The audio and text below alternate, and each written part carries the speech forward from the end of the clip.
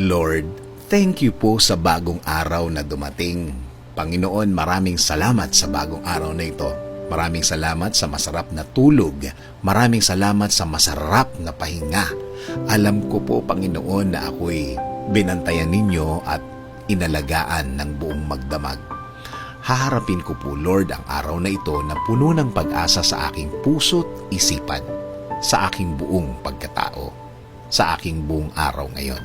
Alam ko po, Lord, na hindi mo ako iiwan ngayong araw na ito at patuloy niyo akong sasamahan at bibigyan ng guidance. Maraming salamat dahil ginising mo ako ngayong umagang ito at alam kong ang araw na ito ay magiging blessed dahil andyan ka, Lord.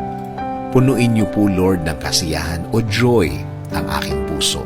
Ipaalala niyo po sa akin kung gaano ako ka-blessed sa araw na ito. Lagyan niyo lagi ng dahilan ng aking kasiyahan at mga dahilan kung bakit magiging thankful po ako.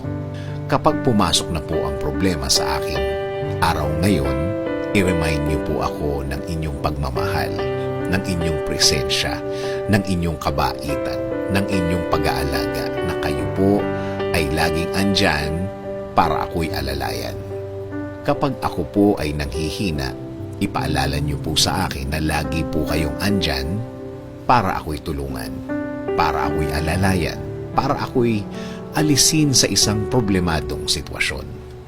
Lord, kapag naaalala ko ang aking problema, please remind me that you got me, that everything will be okay and fine. Please remind me also of my purpose. Kung bakit ako nasa mundo, kung bakit ako nabuhay, kung bakit ako andito para sa araw-araw, para paglingkuran kayo at mahalin.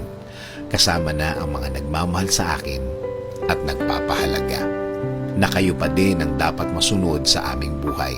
Naniniwala kami sa iyong plano na lahat-lahat ng gusto niyong gawin sa amin ay makakabuti sa amin, na ang lahat ng plano ninyo ay makakabuti sa aking kinabukasan at kinabukasan ng aking pamilya. Lord, patuloy niyo pong pasukin ang aking buhay.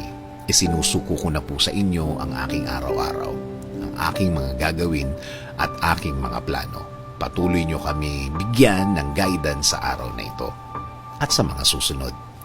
Alam ko po, Lord, na ang araw na ito ay mas mabuti, mas maganda, mas produktibo kaysa kahapon. Dahil ang lahat ay magbabago kapag kasama ka namin, Lord. In Jesus' name we pray. Amen.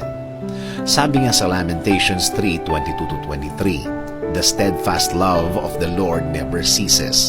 His mercies never come to an end. They are new every morning. Great is your faithfulness."